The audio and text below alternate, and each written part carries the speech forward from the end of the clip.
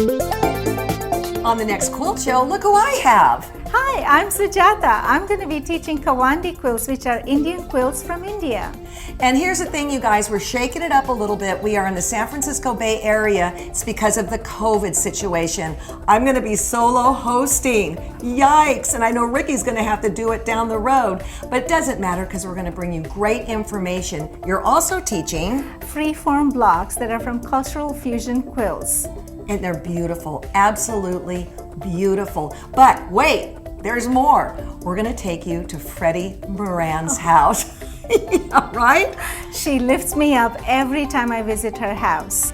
Making a piece of art is just doing what your heart tells you to do. And you don't have to follow any rules except for your own.